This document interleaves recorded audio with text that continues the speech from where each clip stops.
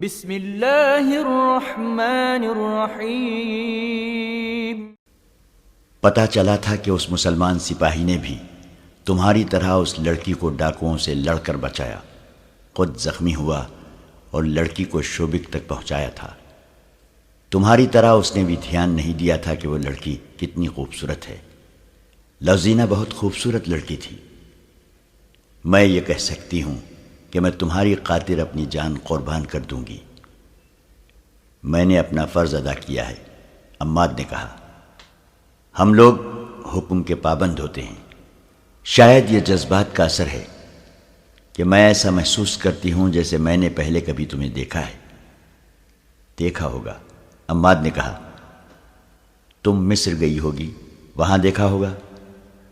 میں مصر ضرور گئی ہوں، لڑکی نے کہا۔ تمہیں نہیں دیکھا تھا؟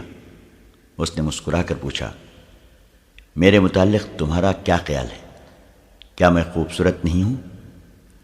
تمہاری خوبصورتی سے میں نے انکار نہیں کیا، عماد نے سنجیدگی سے کہا۔ میں سمجھ گیا ہوں کہ تم نے یہ سوال کیوں کیا ہے۔ تم ضرور حیران ہوگی کہ میں نے تمہارے ساتھ وہ سلوک نہیں کیا جو تمہاری سلیب کے 2 سپاہیوں نے تمہارے ساتھ کرنا چاہا۔ ہو سکتا ہے تمہارے دل میں یہ خوف ابھی تک موجود ہو کہ میں تمہیں دھوکہ دے رہا ہوں اور تمہیں شوبک لے جا کر خراب کروں گا، یا تمہارے ساتھ تمہاری مرضی کے خلاف شادی کر لوں گا، یا تمہیں بیچ ڈالوں گا۔ میں تمہارا یہ خوف دور کرنا ضروری سمجھتا ہوں۔ لڑکی میرے مذہب کی ہو یا کسی دوسرے مذہب کی، میں کسی لڑکی کو بری نظر سے دیکھ ہی نہیں سکتا۔ اس کی وجہ یہ ہے کہ میں جب 13-14 سال کا تھا تو میری ایک چھوٹی سی بہن اغوا ہو گئی تھی۔ اس کی عمر 6-7 سال تھی۔ 16 سال گزر گئے ہیں۔ اسے شوبک کے عیسائی اٹھا لے گئے تھے۔ میں نہیں جانتا کہ وہ زندہ ہے یا مر گئی ہے۔ اگر زندہ ہے تو کسی امیر کے حرم میں ہوگی، یا تمہاری طرح جاسوسی کرتی پھر رہی ہوگی۔ میں جس لڑکی کو دیکھتا ہوں اسے اپنی بہن سمجھ لیتا ہوں۔ اسے بری نظر سے اس لیے نہیں دیکھتا کہ وہ میری گمشدہ بہن ہی نہ ہو۔ میں تمہیں صرف اس لیے شوبک لے جا رہا ہوں کہ محفوظ رہو۔ میں جانتا تھا کہ صحرا میں اکیلے جانے اور پیدل چلنے سے تمہارا کیا حشر ہوتا، اور تم کسی کے ہاتھ چڑھ جاتی تو تمہارا حال بھی وہی ہوتا جو تمہارے اپنے سلیبی بھائی کرنے لگے تھے۔ مجھے اپنی خوبصورتی کا احساس نہ دلاؤ۔ میں اس احساس کے لحاظ سے مردہ ہوں۔ مجھے لذت ان صحراؤں میں سلیبیوں کے تعاقب میں گھوڑے دوڑاتے اور ان کا خون بہاتے ملتی ہے۔ لڑکی اسے عجیب سی نظروں سے دیکھ رہی تھی۔ اس کی آنکھوں میں پیاس کا تاثر تھا۔ اس کے ساتھ ایسی باتیں کسی نے نہیں کی تھیں۔ اسے بے حیائی اور عیاری کے سبق دیے گئے تھے۔ اس کی باتوں اور چال ڈھال میں بڑی محنت سے جنسی کشش پیدا کی گئی تھی۔ اسے ایک بڑا ہی خوبصورت فریب بنا دیا گیا تھا۔ اس پر حسن اور شراب کا نشہ طاری کیا گیا تھا۔ اسے عصمت کے موتی سے محروم رکھا گیا تھا، اور وہ اس ٹریننگ کے بعد اپنی ساتھی لڑکیوں کی طرح اپنے آپ کو مردوں کے دلوں پر راج کرنے والی شہزادی سمجھنے لگی تھی۔ اسے یہ بھی یاد نہیں رہا تھا کہ اس کا گھر کہاں ہے اور اس کے ماں باپ کیسے تھے۔ عماد کے جذباتی باتوں نے اس کی ذات میں ایک عورت کے جذبات بیدار کر دیے۔ وہ گہری سوچ کے عالم میں کھو گئی، عماد سے جیسے وہ بے تکلف ہو گئی ہو۔ اس نے گہری سوچ کے عالم میں کہا، ایک ڈراؤنے خواب کی طرح یاد آتا ہے کہ مجھے ایک گھر سے اٹھایا گیا تھا۔ مجھے یاد نہیں آ رہا ہے کہ اس وقت میری عمر کیا تھی۔ اس نے اپنے بالوں میں دونوں ہاتھ پھیرے اور بالوں کو دونوں مٹھیوں سے لے کر جھنجھوڑا، جیسے پرانی یادوں کو بیدار کرنے کی کوشش کر رہی ہو۔ اس نے اکتا کر کہا، کچھ یاد نہیں آتا۔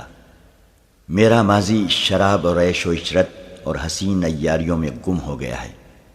میں نے کبھی بھی نہیں سوچا کہ میرے والدین کون تھے اور کیسے تھے۔ مجھے کبھی ماں باپ کی ضرورت محسوس ہی نہیں ہوئی۔ میرے اندر جذبات تھے ہی نہیں۔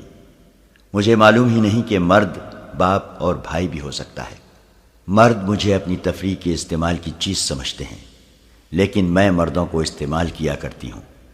جس پر میری خوبصورتی اور میری جوانی کا نشہ طاری نہ ہو، اسے میں حشیش اور شراب سے اپنا غلام بنا لیا کرتی ہوں، مگر اب تم نے جو باتیں کی ہیں انہوں نے مجھ میں وہ حصیں بیدار کر دی ہیں جو ماں، باپ، بہن اور بھائی کا پیار مانگتی ہیں۔ اس کی بے چینی بڑھتی گئی، وہ رک رک کر بولتی رہی، پھر وہ بالکل ہی چپ ہو گئی۔ کبھی عماد کو ٹکٹکی باندھ کر دیکھنے لگتی اور کبھی اپنے سر پر ہاتھ رکھ کر اپنے بال مٹھی میں لے کر چھچوڑنے لگتی۔ وہ دراصل گمگشتہ ماضی اور حال کے درمیان بھٹک گئی تھی۔ عماد نے جب اسے کہا کہ اٹھو چلیں تو وہ بھولے بھالے معصوم سے بچے کی طرح اس کے ساتھ چل پڑی۔ ان کے گھوڑے انہیں پہاڑی علاقے سے بہت دور لے گئے تو بھی وہ عماد کو دیکھ رہی تھی۔ صرف ایک بار اس نے ہنس کر کہا، مرد کی باتوں اور وعدوں پر میں نے کبھی اعتبار نہیں کیا۔ میں سمجھ نہیں سکتی کہ میں کیوں محسوس کر رہی ہوں کہ مجھے تمہارے ساتھ جانا چاہیے۔ عماد نے اس کی طرف دیکھا اور مسکرا دیا۔ وہ جب شوبک کے دروازے پر پہنچے تو اگلے روز کا سورج طلوع ہو رہا تھا۔ وہ صحرا میں ایک اور رات گزار آئے تھے۔ عماد لڑکی کو جہاں لے جانا چاہتا تھا اس جگہ کے متعلق پوچھ کر وہ چل پڑا۔ گھوڑے شہر میں سے گزر رہے تھے۔ لوگ ایونا کو رک رک کر دیکھتے تھے۔ چلتے چلتے عماد نے ایک مکان کے سامنے گھوڑا روک لیا اور بند دروازے کو دیکھنے لگا۔ ایونا نے اس سے پوچھا، یہاں کیوں رک گئے؟ اس نے جیسے کچھ سنا ہی نہ ہو۔ دروازے کے قریب جا کر گھوڑے پر بیٹھے بیٹھے اس نے دروازے پر آہستہ آہستہ 2-3 ٹھوکریں ماری۔ ایک بزرگ صورت انسان نے دروازہ کھولا۔ یہاں کون رہتا ہے؟ عماد نے عربی زبان میں پوچھا۔ کوئی نہیں، بوڑھے نے جواب دیا۔ عیسائیوں کا ایک خاندان رہتا تھا، ہماری فوج آ گئی تو پورا خاندان بھاگ گیا ہے۔ اب آپ نے اس پر قبضہ کر لیا ہے؟ بوڑھا ڈر گیا۔ اس نے دیکھا کہ یہ سوار فوجی ہے اور اس سے باز پرس کر رہا ہے کہ عیسائی کے مکان پر اس نے کیوں قبضہ کر لیا ہے، جبکہ سلطان ایوبی نے منادی کے ذریعے حکم جاری کیا ہے کہ کسی مسلمان کی طرف سے کسی عیسائی کو کوئی تکلیف نہ پہنچے ورنہ سخت سزا دی جائے گی۔ بوڑھے نے کہا، میں نے قبضہ نہیں کیا، اس کی حفاظت کے لیے یہاں آ گیا ہوں۔ میں اسے بالکل بند کر دوں گا۔ اس کا مالک زندہ ہے، وہ مسلمان ہے اور 15-16 سال سے بیگار کیمپ میں پڑا ہے۔ کیا امیر مصر نے انہیں کیمپ سے رہا نہیں کیا؟ عماد نے پوچھا۔ وہاں کے مسلمان اب آزاد ہیں لیکن ابھی کیمپ میں ہی ہیں، بوڑھے نے جواب دیا۔ ان سب کی حالت اتنی بری ہے کہ قابل احترام سالار اعظم ایوبی نے ان کے لیے دودھ، گوشت، دواؤں اور نہایت اچھے رہن سہن کے انتظام وہیں کر دیے ہیں۔ بہت سے طبیب ان کی دیکھ بھال کر رہے ہیں۔ ان میں جس کی صحت بحال ہو جاتی ہے اسے گھر بھیج دیا جاتا ہے۔ وہاں جو رہتے ہیں انہیں ان کے رشتہ دار وہیں ملنے جاتے ہیں۔ اس مکان کا مالک بھی وہیں ہے۔ ایک تو اس کا بڑھاپا ہے اور دوسرے کیمپ کی 15-16 سالوں کی اذیتیں۔ بیچارہ صرف زندہ ہے، میں اسے دیکھنے جایا کرتا ہوں۔ امید ہے اب صحت یاب ہو جائے گا۔ میں نے اسے بتا دیا تھا کہ اس کا مکان خالی ہو گیا ہے۔ اس کے رشتہ دار کہاں ہیں؟ عماد نے پوچھا۔ کوئی بھی زندہ نہیں، بوڑھے نے جواب دیا اور 3-4 گھر چھوڑ کر ایک مکان کی طرف اشارہ کر کے کہا، وہ میرا ذاتی مکان ہے، میں ان لوگوں کا صرف پڑوسی تھا۔ آپ مجھے ان کا رشتہ دار بھی کہہ سکتے ہیں۔ عماد یہ پوچھ کر کہ اندر مستورات نہیں ہیں گھوڑے سے اتر کر اندر چلا گیا۔ کمروں میں گیا، دیواروں پر ہاتھ پھیرا۔ ایونا بھی اندر چلی گئی۔ اس نے عماد کو دیکھا، وہ آنسو پوچھ رہا تھا۔ ایونا نے آنسوؤں کی وجہ پوچھی تو اس نے جواب دیا، اپنے بچپن کو ڈھونڈ رہا ہوں۔ میں اس گھر سے بھاگا تھا، یہ میرا گھر ہے۔ اس کے آنسو بہنے لگے۔ اس نے بوڑھے سے پوچھا، ان کے رشتہ دار مر گئے ہیں؟ ان کی کوئی اولاد بھی نہیں تھی؟ صرف ایک لڑکا بچا تھا جو عیسائی ڈاکوؤں سے بچ کر میرے گھر آ گیا تھا، بوڑھے نے جواب دیا۔ اسے میں نے شام روانہ کر دیا تھا، اگر یہاں رہتا تو مارا جاتا۔ عماد کو وہ رات یاد آ گئی جب وہ اس گھر سے بھاگ کر پڑوسی کے گھر جا چھپا تھا۔ وہ یہی پڑوسی تھا، مگر اس نے بوڑھے کو بتایا نہیں کہ وہ لڑکا جسے اس نے شوبک سے شام کو روانہ کر دیا تھا وہ یہی جوان ہے جسے وہ یہ کہانی سنا رہا ہے۔ عماد کے لیے جذبات پر قابو پانا محال ہو گیا تھا، لیکن وہ سخت جان فوجی تھا۔ اس نے بوڑھے سے کہا، میں اس مکان کے مالک سے ملنا چاہتا ہوں، مجھے ان کا نام بتا دو۔ بوڑھے نے اسے اس کے باپ کا نام بتا دیا۔ عماد کو اپنے باپ کا نام اچھی طرح یاد تھا۔ اس لڑکے کی ایک بہن تھی، بوڑھے نے کہا، بہت چھوٹی تھی، اسے عیسائیوں نے اغوا کر لیا تھا۔ اسی زمین میں اس گھر کے سارے افراد عیسائیوں کے ہاتھوں قتل ہو گئے۔ ایونا، عماد نے لڑکی سے کہا، اپنی مقدس صلیب کے پرستاروں کی کرتوت سن رہی ہو؟ ایونا نے کوئی جواب نہ دیا۔ وہ چھت کو دیکھنے لگی۔ اس نے کمرے کے دروازے کے ایک کواڑ کو بند کیا اور اس کی الٹی طرف دیکھنے لگی۔ کواڑ پر 3-4 چھوٹی چھوٹی اور گہری لکیریں کھدی ہوئی تھیں۔ وہ بیٹھ کر ان لکیروں کو بڑے غور سے دیکھنے لگی۔ عماد اسے دیکھ رہا تھا۔ ایونا لکیروں پر ہاتھ پھیرنے لگی۔ وہ اٹھی اور دوسرے کمرے میں چلی گئی۔ وہاں بھی کواڑوں پر ہاتھ پھیر کر کچھ ڈھونڈنے لگی۔ عماد نے جا کر اس سے پوچھا، کیا دیکھ رہی ہو؟ لڑکی مسکرائی اور بولی، تمہاری طرح میں بھی اپنا بچپن ڈھونڈ رہی ہوں۔ اس نے عماد سے پوچھا، یہ تمہارا گھر تھا؟ تم یہیں سے بھاگے تھے؟ یہیں سے، عماد نے جواب دیا، اور اسے سنا دیا کہ کس طرح ان کے گھر پر عیسائیوں نے حملہ کیا اور اس کی ماں اور بڑے بھائی کو قتل کر دیا تھا۔ عماد بھاگ گیا اور وہ آج تک یہ سمجھتا رہا کہ اس کا باپ بھی قتل ہو گیا ہے، لیکن یہ بوڑھا بتاتا ہے کہ باپ کیمپ میں زندہ ہے۔ تم نے اس بوڑھے کو بتا دیا ہے کہ وہ لڑکے تم ہی ہو جسے اس نے پناہ دی تھی؟ میں بتانا نہیں چاہتا، اس نے تذبذب کے عالم میں کہا۔ ایونا اسے بڑی غور سے دیکھنے لگی، اور بوڑھا ان دونوں کو دیکھ دیکھ کر حیران ہو رہا تھا۔ یہ دونوں یہاں کیا دیکھ رہے ہیں؟ عماد بچپن کی یادوں میں گم ہو گیا تھا۔ بوڑھے نے پوچھا، میرے لیے کیا حکم ہے؟ عماد چونکا اور حکم دینے کے لہجے میں بولا، اس مکان کو اپنی نگرانی میں رکھیں، یہ آپ کی تحویل میں ہے۔ اس نے ایونا سے کہا، آؤ چلیں۔ کیا تم اپنے باپ سے نہیں ملو گے؟ ایونا نے اس سے پوچھا۔ پہلے اپنا فرض ادا کر لو، عماد نے جواب دیا۔ مجھے ریگستان میں میرا کماندار ڈھونڈ رہا ہوگا، وہ مجھے مردہ قرار دے چکے ہوں گے، وہاں میری ضرورت ہے۔ آؤ میرے ساتھ آؤ، میں یہ امانت کسی کے حوالے کر دوں۔ لڑکیاں لڑکیاں لڑکیاں، صلاح الدین ایوبی نے شگفتہ سے لہجے میں علی بن سفیان سے کہا، کیا یہ کمبخت صلیبی میرے راستے میں لڑکیوں کی دیوار کھڑی کرنا چاہتے ہیں؟ کیا وہ لڑکیوں کو میرے سامنے نچا کر مجھ سے شوبک کا قلعہ لے لیں گے؟ امیر محترم، علی بن سفیان نے کہا، آپ اپنی ہی باتوں کی تردید کر رہے ہیں۔ یہ لڑکیاں دیوار نہیں بن سکتی، دیمک بن چکی ہیں اور دیمک کا کام کر رہی ہیں۔ آپ کے اور محترم نور الدین زنگی کے درمیان غلط فہمی پیدا کرنے کی کوشش لڑکیوں کے ہاتھوں کرائی گئی ہے، اور ان لڑکیوں نے حشیش اور شراب کے ذریعے ہمارے مسلمان حکام اور امراء کو استعمال کیا ہے۔ یہ وہی موضوع ہے جس پر ہم 100 بار بات کر چکے ہیں۔ سلطان ایوبی نے کہا، مجھے ان لڑکیوں کے متعلق کچھ بتاؤ۔ یہ تو معلوم ہو چکا ہے کہ یہ 8 جاسوس ہیں، انہوں نے اب تک کوئی نیا انکشاف کیا ہے یا نہیں؟ انہوں نے بتایا ہے کہ شوبک میں صلیبی جاسوس اور تخریب کار موجود ہیں۔ علی بن سفیان نے جواب دیا، لیکن ان میں سے کسی کی بھی نشاندہی نہیں ہو سکتی، کیونکہ ان کے گھروں اور ٹھکانوں کا علم نہیں ہے۔ ان میں سے 3 مصر میں کچھ وقت گزار آئی ہیں، وہاں انہوں نے جو کام کیا ہے وہ آپ کو بتایا جا چکا ہے۔ کیا وہ قید خانے میں ہیں؟ سلطان ایوبی نے کہا، نہیں۔ علی بن سفیان نے جواب دیا۔ اس نے کہا، وہ اپنی پرانی جگہ رکھی گئی ہیں، ان پر پہرا ہے۔ اتنے میں دربان اندر آیا۔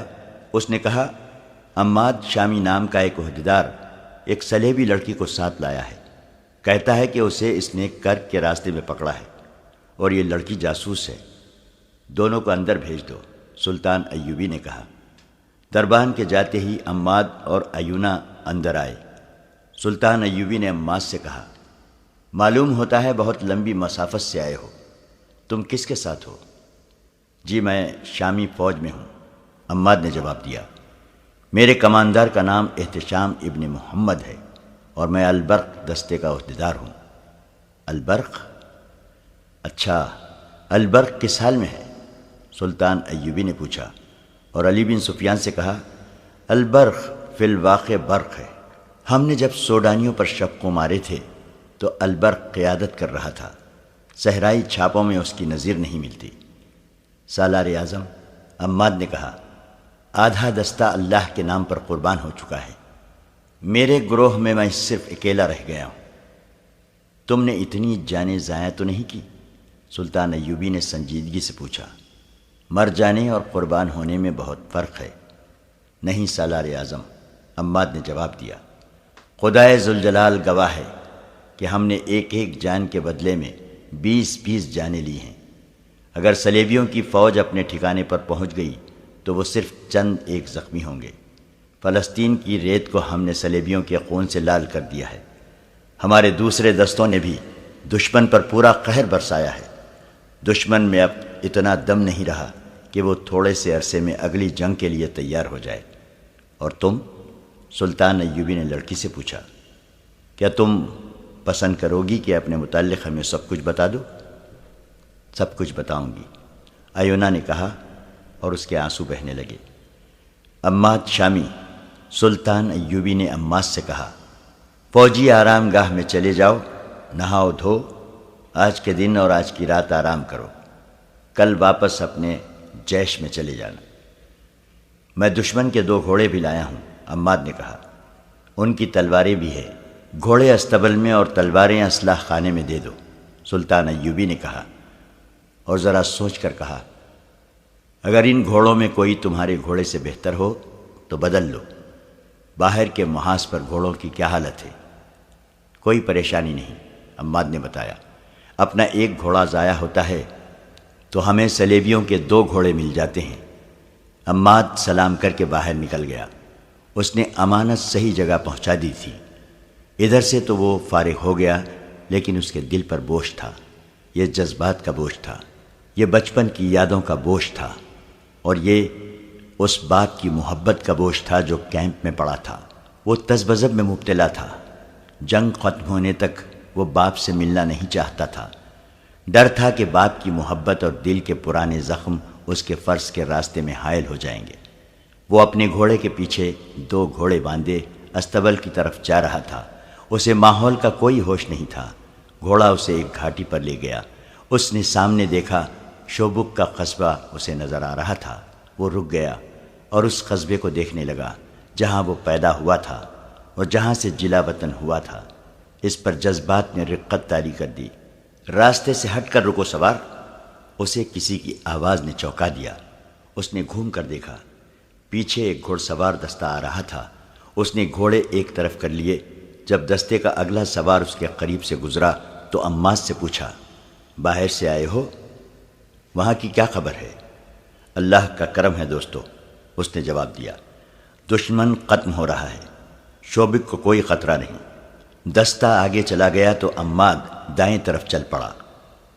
میں نے آپ سے کچھ بھی نہیں چھپایا، ایونا سلطان ایوبی اور علی بن سفیان کے سامنے بیٹھی کہہ رہی تھی۔ وہ بتا چکی تھی کہ وہ جاسوس ہے۔ اس نے یہ بھی بتایا تھا کہ وہ قاہرہ میں 1 مہینہ رہ چکی ہے۔ اس نے وہاں کے چند ایک سرکردہ مسلمانوں کے نام بھی بتائے تھے جو سلطان ایوبی کے خلاف سرگرم تھے۔ اس نے یہ بھی بتایا تھا کہ صلیبیوں کی طرف سے سوڈانیوں کو بہت مدد مل رہی ہے اور صلیبی فوج کے تجربے کار کمانڈو سوڈانیوں کو شبقوں مارنے کی ٹریننگ دے رہے ہیں۔ ایونا نے کسی استفسار کے بغیر ہی اتنی زیادہ باتیں بتا دیں جو جاسوس اذیتوں کے باوجود نہیں بتایا کرتے، کیونکہ ان میں ان کی اپنی ذات بھی ملوث ہوتی ہے۔ اس سے علی بن سفیان شک میں پڑ گیا۔ ایونا، علی بن سفیان نے اس سے کہا، میں بھی تمہارے فن کا فنکار ہوں۔ میں تمہیں خراج تحسین پیش کرتا ہوں کہ تم اونچے درجے کی فنکار ہو۔ ہمارے تشدد اور قید خانے سے بچنے اور ہمیں گمراہ کرنے کا تمہارا طریقہ قابل تعریف ہے، مگر میں اس دھوکے میں نہیں آ سکتا۔ آپ کا نام؟ ایونا نے پوچھا۔ علی بن سفیان، علی نے جواب دیا۔ تم نے شاید ہرمن سے میرا نام سنا ہوگا۔ ایونا اٹھی اور آہستہ آہستہ علی بن سفیان کے قریب جا کر 2 زانوں بیٹھ گئی۔ اس نے علی بن سفیان کا دایاں ہاتھ اپنے ہاتھ میں لیا اور ہاتھ چوم کر بولی، آپ کو زندہ دیکھ کر مجھے خوشی ہوئی ہے۔ آپ کے متعلق مجھے بہت کچھ بتایا گیا تھا۔ ہر من کہا کرتا تھا کہ علی بن سفیان مر جائے تو ہم مسلمانوں کی جڑوں میں بیٹھ کر نہیں، جنگ کے بغیر ختم کر سکتے ہیں۔ لڑکی اٹھ کر اپنی جگہ بیٹھ گئی۔ میں نے قاہرہ میں آپ کو دیکھنے کی بہت کوشش کی تھی مگر دیکھ نہ سکی۔ میری موجودگی میں آپ کے قتل کا منصوبہ تیار ہوا تھا۔ پھر مجھے نہیں بتایا گیا کہ یہ منصوبہ کامیاب ہوا تھا یا نہیں۔ مجھے شوبک بلا لیا گیا تھا۔ ہم کس طرح یقین کر لیں کہ تم نے جو کچھ کہا ہے سچ کہا ہے؟ علی بن سفیان نے پوچھا۔ آپ مجھ پر اعتبار کیوں نہیں کرتے؟ لڑکی نے جھنجھلا کر کہا۔ اس لیے کہ تم سلیبی ہو، سلطان ایوبی نے کہا۔ اگر میں آپ کو یہ بتا دوں کہ میں سلیبی نہیں مسلمان ہوں تو آپ کہیں گے کہ یہ بھی جھوٹ ہے، لڑکی نے کہا۔ میرے پاس کوئی ثبوت نہیں۔ 16-17 سال گزرے، میں اسی قصبے سے اغوا ہوئی تھی۔ یہاں آ کر مجھے پتا چلا کہ میرا باپ کیمپ میں ہے۔ اس نے اپنے باپ کا نام بتایا اور یہ بھی بتایا کہ اسے اپنے باپ کا نام اب معلوم ہوا ہے۔ اس نے سنایا کہ عماد نے اسے کس طرح صحرا سے بچایا تھا اور وہ رات کو اسے قتل کرنے لگی مگر اس کا خنجر والا ہاتھ اٹھتا ہی نہیں تھا۔ اس نے کہا، میں نے دن کے وقت اس کے چہرے پر اور اس کی آنکھوں میں نظر ڈالی تو میرے دل میں کوئی ایسا احساس بیدار ہو گیا جس نے مجھے شک میں ڈال دیا کہ میں عماد کو پہلے سے جانتی ہوں یا اسے کہیں دیکھا ضرور ہے۔ مجھے یاد نہیں آ رہا تھا۔ میں نے اس سے پوچھا تو اس نے کہا کہ ایسے نہیں ہو سکتا۔ رات کو 2 صلیبی سپاہیوں نے مجھ پر حملہ کیا تو عماد جاگ اٹھا۔ اس نے ایک کو برچھی سے مار دیا۔ میں اس وقت تک اپنے آپ کو صلیبی سمجھتی تھی۔ میری ہمدردیاں صلیبیوں کے ساتھ تھیں مگر میں نے دوسرے صلیبی سپاہی کو خنجر سے ہلاک کر دیا اور مجھے خوشی اس پر نہیں ہوئی کہ میں نے ان سے اپنی عزت بچائی ہے بلکہ اس پر ہوئی کہ میں نے عماد کی جان بچائی ہے۔ اور جب راستے میں عماد نے میرے ساتھ اپنے متعلق کچھ جذباتی باتیں کی تو زندگی میں پہلی بار میرے سینے میں بھی جذبات بیدار ہو گئے۔ میں تمام سفر میں عماد کو دیکھتی ہی رہی۔ مجھے صرف اتنا یاد آیا کہ مجھے بچپن میں اغوا کیا گیا تھا مگر یہ یاد بھی ذہن میں دھندلی ہو گئی۔ آپ کو معلوم ہے کہ مجھ جیسی لڑکیوں کو کس طرح تیار کیا جاتا ہے۔ بچپن کی یادیں اور اصلیت ذہن سے اتر جاتی ہے۔ یہی حال میرا ہوا، لیکن مجھے یقین ہونے لگا کہ عماد کو میں جانتی ہوں۔ یہ خون کی کشش تھی۔ آنکھوں نے آنکھوں کو اور دل نے دل کو پہچان لیا تھا۔ شاید عماد نے بھی یہی کچھ محسوس کیا ہو اور شاید اسی احساس کا اثر تھا کہ اس نے مجھ جیسی دلکش لڑکی کو اس طرح نظر انداز کیے رکھا جیسے میں اس کے ساتھ تھی ہی نہیں۔ اس نے مجھے گہری نظروں سے بہت دفعہ دیکھا ضرور تھا۔ ایونا نے تفصیل سے سنایا کہ شوبک میں داخل ہو کر عماد ایک مکان کے آگے رک گیا اور ہم دونوں اندر چلے گئے۔ اس نے کہا، یہ گھر اندر سے دیکھ کر میری یادیں بیدار ہونے لگی ہیں۔ مجھے ذہن پر دباؤ ڈالنے کی ضرورت محسوس نہیں ہوئی۔ ذہن اپنے آپ ہی مجھے اس گھر میں گھمانے پھرانے لگا۔ میں نے ایک کباڑ کی الٹی طرف دیکھا۔ وہاں مجھے خنجر کی نوک سی کھودی ہوئی لکیریں نظر آئیں۔ یہ میں نے بچپن میں ہی بڑے بھائی کے خنجر سے کھودی تھی۔ میرا ذہن مجھے ایک اور کباڑ کے پیچھے لے گیا۔ وہاں بھی ایسی ہی لکیریں تھیں۔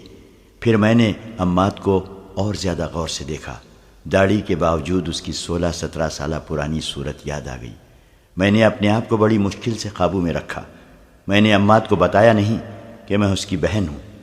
وہ اتنا پاک فطرت انسان اور میں اتنی ناپاک لڑکی، وہ اتنا غیرت مند اور میں اتنی بے غیرت۔ اگر میں اسے بتا دیتی تو معلوم نہیں وہ کیا کر گزرتا۔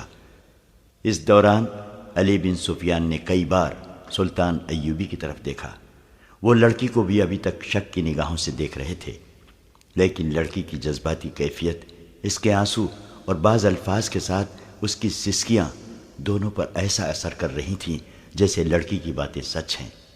لڑکی نے آخر انہیں اس پر قائل کر لیا کہ اس کے متعلق وہ چھان بین کریں۔ اس نے کہا، آپ مجھ پر اعتبار کریں یا نہ کریں، مجھے قید خانے میں ڈال دیں، جو سلوک کرنا چاہتے ہیں کریں، مجھے اور کچھ نہیں چاہیے۔ میں اب زندہ رہنا نہیں چاہتی۔ اگر آپ اجازت دیں تو میں اپنے گناہوں کی بخشش کے لیے کچھ کر کے مرنا چاہتی ہوں۔ کیا کر سکتی ہو؟ سلطان ایوبی نے پوچھا، اگر آپ مجھے کرک تک پہنچا دیں تو میں سلیب کے 3-4 بادشاہوں اور اپنے محکمے کے سربراہ ہرمن کو قتل کر سکتی ہوں۔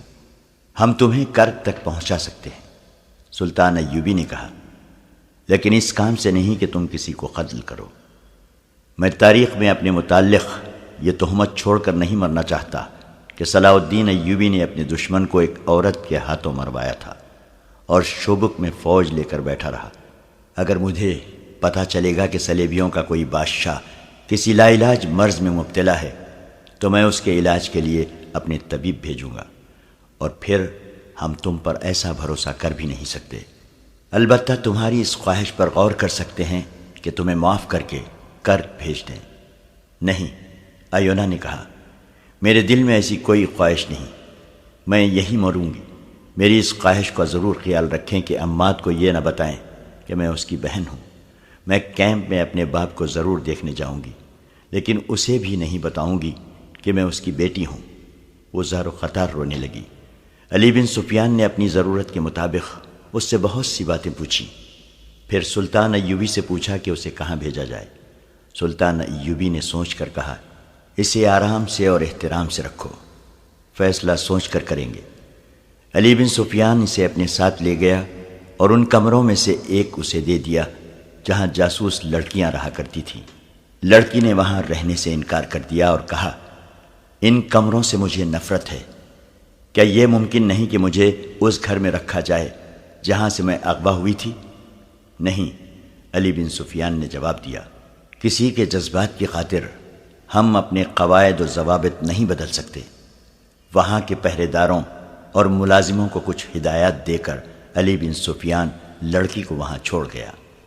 عمات فوجی آرام گاہ میں گیا اور نہا کر سو گیا، مگر اتنی زیادہ تھکن کے باوجود اس کی آنکھ کھل گئی۔ کوشش کے باوجود وہ سو نہ سکا۔ اس کے ذہن میں یہی ایک سوال کل بلا رہا تھا کہ باپ سے ملے یا نہ ملے۔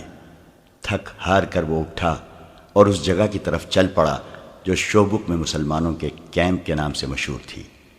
وہاں پہنچ کر اس نے اپنے باپ کا نام لیا اور پوچھتا پوچھتا باپ تک پہنچ گیا۔ اس کے سامنے ایک بوڑھا لیٹا ہوا تھا۔ عماد نے اس سے ہاتھ ملایا اور اپنے آپ کو قابو میں رکھا۔ اس کا باپ ہڈیوں کا پنجر بن چکا تھا۔ اسے اچھی خوراک اور دوائیاں دی جا رہی تھیں۔ عماد نے اپنا تعارف کرائے بغیر اس سے حال پوچھا تو اس نے بتایا کہ 16 برسوں کی اذیت ناک مشقت، قید اور بچوں کے غم نے اس کا یہ حال کر دیا ہے کہ اتنی اچھی غذا اور اتنی اچھی دوائیاں اس پر کوئی اثر نہیں کر رہی ہیں۔ باپ دھیمی آواز میں عماد کو اپنا حال سنا رہا تھا، لیکن عماد 16-17 سال پیچھے چلا گیا تھا۔ اسے باپ کی صورت اچھی طرح یاد تھی۔ اب اس کے سامنے جو باپ لیٹا ہوا تھا، اس کے چہرے کی ہڈیاں باہر نکل آئی تھیں، پھر بھی اسے پہچاننے میں عماد کو ذرہ بھر بھی دقت نہ ہوئی۔ اس نے کئی بار سوچا کہ اسے بتا دے کہ وہ اس کا بیٹا ہے۔ اس نے عقل مندی کی کہ نہ بتایا۔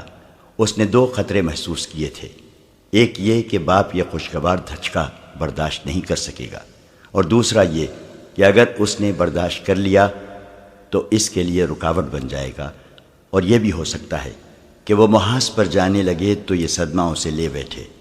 وہ باپ سے ہاتھ ملا کر چلا گیا۔ وہ آرام گاہ میں واپس گیا تو اسے حکم ملا کہ مرکز اسے ابھی یہیں رکھنا چاہتا ہے، اس لیے وہ ہر وقت آرام گاہ میں حاضر رہے۔ وہ بہت ہی حیران ہوا کہ مرکزی کمان کو اس کے ساتھ کیا کام ہو سکتا ہے۔ یہ حکم علی بن سفیان نے ایونا کے متعلق چھان بین کرنے کے سلسلے میں بھیجا تھا۔ وہ دیکھنا چاہتا تھا کہ ایونا کی کہانی کہاں تک سچ ہے۔ وہ کیمپ میں گیا۔ ایونا نے اسے اپنے باپ کا نام بتا دیا تھا جو اسے عماد سے معلوم ہوا تھا۔ علی بن سفیان نے باپ سے تصدیق کرا لی کہ اس کی بچی اغوا ہوئی تھی۔ بڑا بیٹا اور بیوی مارے گئے، اور چھوٹا بیٹا اس کے پڑوسی کے ہاں چلا گیا تھا جس کے متعلق اسے کیمپ میں اطلاع ملی تھی کہ شوبک سے نکلوا دیا گیا ہے۔ آدھی رات کا عمل ہوگا۔ ایونا بستر سے اٹھی۔ اس وقت تک اسے نیند نہیں آئی تھی۔ اس نے علی بن سفیان کے رویے سے محسوس کر لیا تھا کہ اس پر اعتبار نہیں کیا گیا، اور اب نہ جانے اس کا انجام کیا ہوگا۔ وہ سوچ رہی تھی کہ وہ کس طرح یقین دلائے کہ اس نے جو آپ بیتی سنائی ہے وہ جھوٹ نہیں۔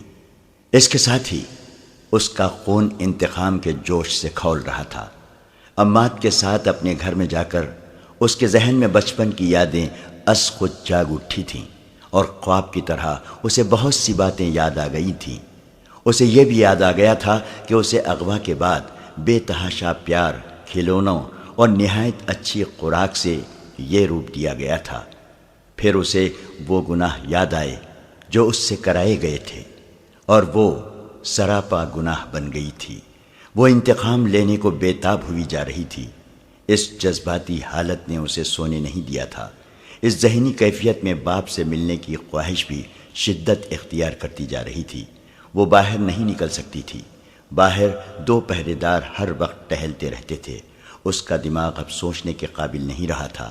وہ اب جذبات کے زیر اثر تھی۔ اس نے دروازہ ذرا سا کھول کر دیکھا۔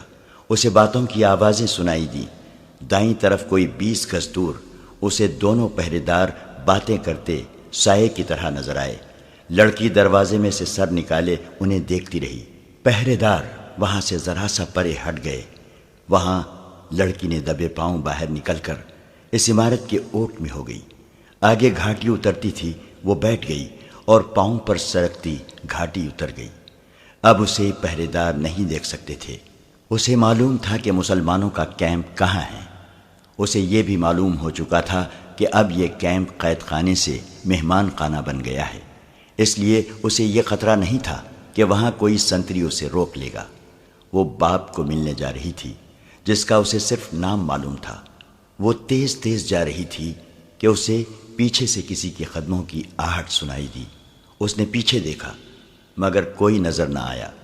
اس آہٹ کو وہ اپنے قدموں کی آہٹ سمجھ کر چل پڑی، لیکن یہ کسی اور کی آہٹ تھی۔ ایک تنومند آدمی وہیں سے ان کے پیچھے چل پڑا تھا جہاں سے وہ گھاٹی اتری تھی۔ ایونا کو یہ آہٹ ایک بار پھر سنائی دی۔ وہ رکی ہی تھی کہ اس کے سر اور منہ پر کپڑا آن پڑا۔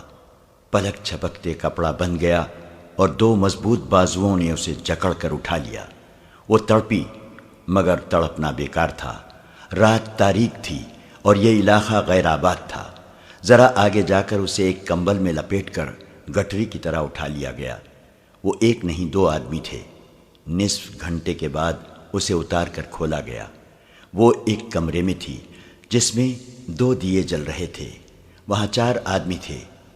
اس نے سب کو باری باری حیرت سے دیکھا اور کہا، تم لوگ ابھی یہاں ہو؟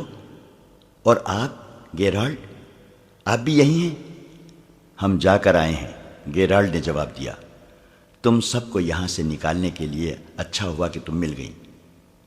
یہ وہ 40 صلیبی تھے جنہیں کرک سے اس کام کے لیے بھیجا گیا تھا کہ جاسوس لڑکیاں جو مسلمانوں کے قبضے میں رہ گئی ہیں انہیں وہاں سے نکال لیں، اور شوبک میں اپنے جو جاسوس رہ گئے ہیں انہیں وہاں منظم کریں، اور اگر ممکن ہو تو وہاں تخریب کاری بھی کریں۔ تخریب کاری میں ایک کام یہ بھی تھا کہ استبل میں داخل ہو کر جانوروں کے چارے میں زہر ملائیں، رسد کو آگ لگائیں اور فوجیوں کے لنگر خانے میں بھی زہر ملا سکیں۔ اس گروہ کا کمانڈر گیرالڈ نام کا ایک برطانوی تھا جو تباہ کار جاسوسی کا ماہر سمجھا جاتا تھا۔ ایونا اسے بہت اچھی طرح جانتی تھی، بلکہ اس کی شاگرد رہ چکی تھی، اور اس کے ساتھ اس کی دوستانہ بے تکلفی بھی تھی۔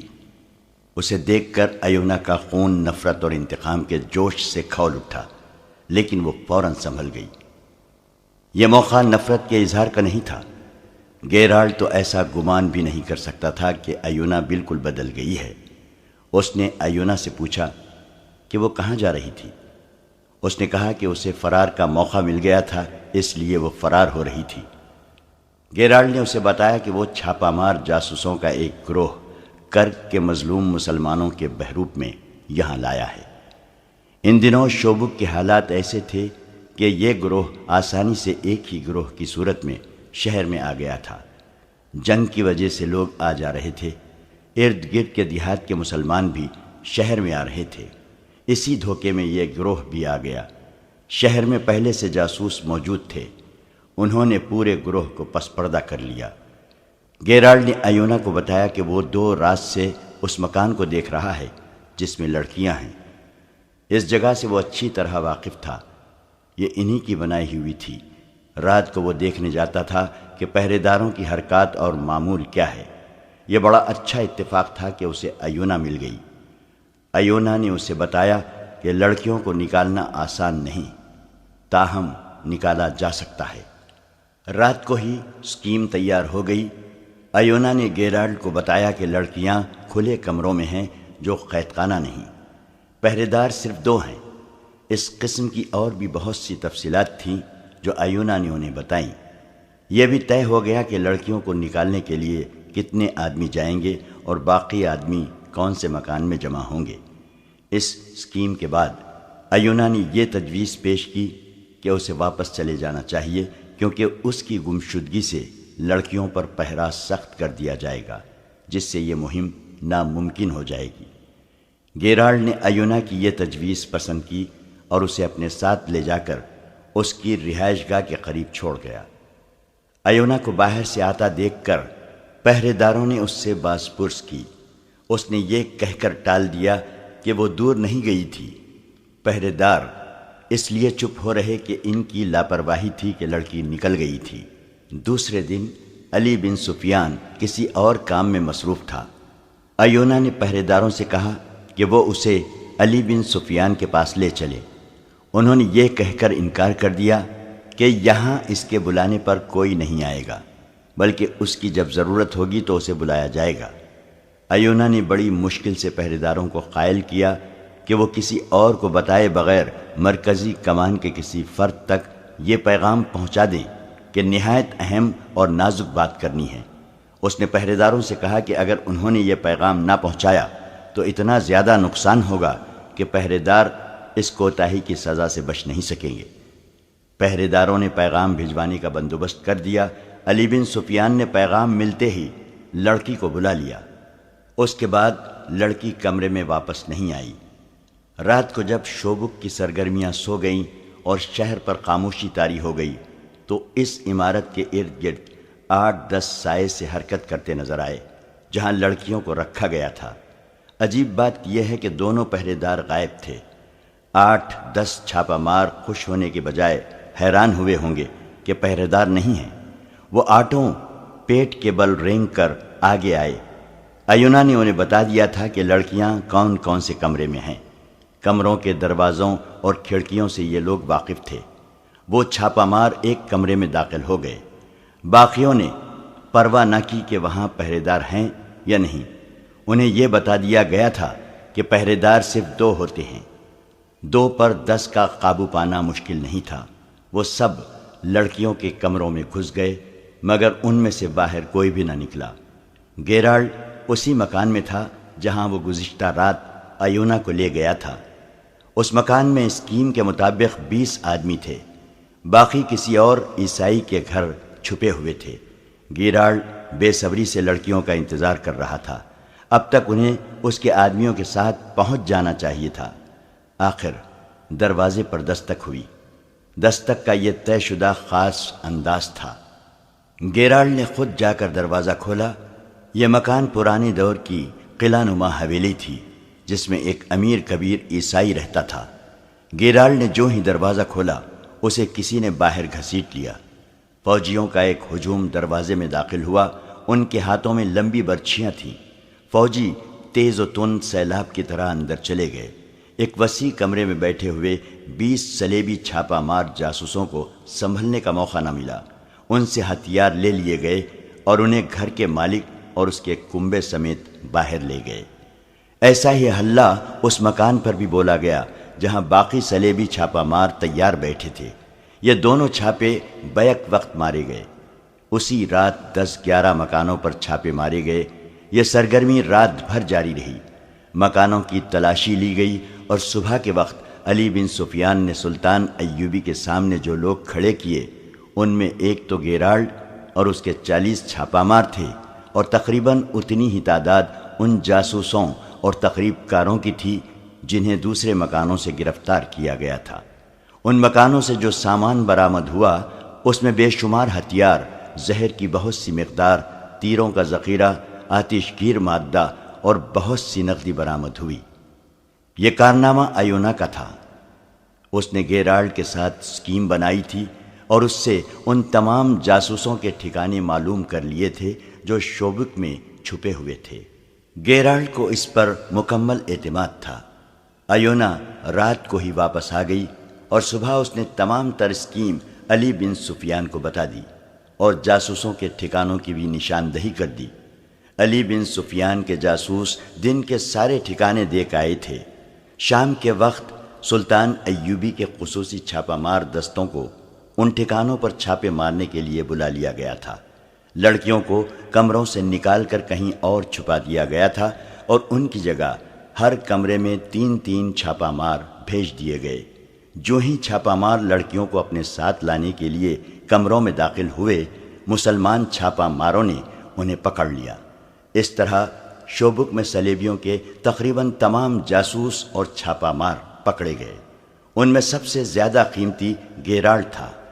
تمام کو تفتیش اور اس کے بعد سزا کے لیے قید خانے میں ڈال دیا گیا۔ ایونا نے ان تمام مسلمان سرکردہ شخصیتوں کی بھی نشاندہی کر دی جو قاہرہ میں سلطان ایوبی کے خلاف سرگرم تھے۔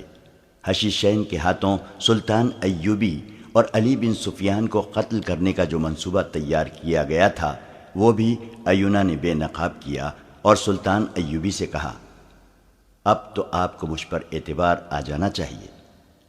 وہ منظر بڑا ہی جذباتی اور رقت انگیز تھا جب عماد کو بتایا گیا کہ ایونا اس کی بہن ہے، اور جب بہن بھائی کو ان کے باپ کے سامنے کھڑا کیا گیا تو جذبات کی شدت سے بوڑھا باپ بے ہوش ہو گیا۔ ہوش میں آنے کے بعد اس نے بتایا کہ اس کی بیٹی کا نام عائشہ ہے۔ سلطان ایوبی نے اس خاندان کے لیے خاص وظیفہ مقرر کیا اور علی بن سفیان کے محکومے کے لیے حکم جاری کیا کہ تمام جاسوس لڑکیوں کے متعلق چھان بین کی جائے۔ صلیبیوں نے دوسری لڑکیوں کو بھی مسلمان گھرانوں سے اغوا کیا ہوگا۔ سلطان نے حکم میں کہا کہ ان میں جو مسلمان ہیں ان کے خاندان ڈھونڈے جائیں اور لڑکیوں کو ان کے حوالے کیا جائے۔ سلطان ایوبی کی فوج بہت بڑے خطرے سے محفوظ ہو گئی۔ شوبک سے دور کے محاذ کی قبریں امید افزا تھیں، لیکن فوری ضرورت یہ تھی کہ بکھرے ہوئے دستوں کو یکجا کیا جائے۔ اس مقصد کے لیے سلطان ایوبی نے شوبک کا فوجی نظام اپنے معاونوں کے حوالے کر کے اپنا ہیڈ کوارٹر شوبک سے دور صحرا میں منتقل کر لیا۔ اس نے برق رفتار قاصدوں کی ایک فوج اپنے ساتھ رکھ لی۔ اس کے ذریعے اس نے 1 ماہ میں بکھرے ہوئے دستے ایک دوسرے کے قریب کر لیے۔ اس کے بعد انہیں 3 حصوں میں تقسیم کر کے شوبک کا دفاع اسی طرح منظم کر دیا جس طرح قاہرہ کا کیا تھا۔ سب سے دور سرحدی دستے تھے جس کے سوار گشت کرتے تھے۔ ان سے 5-6 میل پیچھے فوج کا دوسرا حصہ خیمہ زن کر دیا گیا اور تیسرے حصے کو متحرک رکھا۔ کرک میں اکٹھی ہونے والی فوج کی کیفیت ایسی تھی کہ فوری حملے کے قابل نہیں تھی۔ ادھر سلطان ایوبی نے بھرتی کی رفتار تیز کر دی اور نئی بھرتی کی ٹریننگ کا انتظام کھلے صحرا میں کر دیا۔ اس نے علی بن سفیان سے کہا کہ وہ کرک میں اپنے جاسوس بھیجے جو وہاں کی اطلاعیں لانے کے علاوہ یہ کام بھی کریں کہ وہاں کے رہنے والے مسلمان نوجوانوں کو کرک سے نکلنے اور یہاں آ کر فوج میں شامل ہونے کی ترغیب دیں۔